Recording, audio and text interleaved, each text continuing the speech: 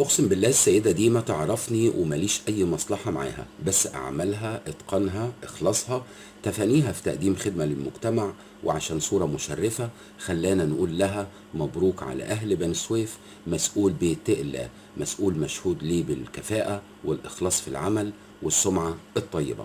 السيدة عزة بسيوني شغلت منصب مسؤول المواد البترولية بالمديرية ببني سويف، ثم نقلت إلى مباحث التموين قبل صدور قرار توليها لمنصبها الجديد.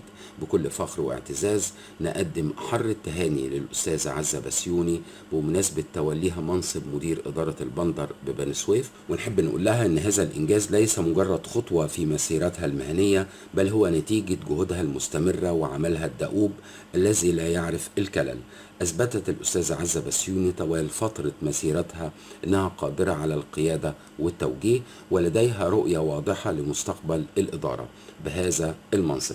لقد كانت دائما مثالا يحتذى به للآخرين، ونتمنى للأستاذة عزة بسيوني كل التوفيق في مهمها الجديدة، ونؤمن بأنها ستواصل بذل المزيد من الجهود لتحقيق أهداف الإدارة. دي كانت رسالة تجار بندر بني سويف.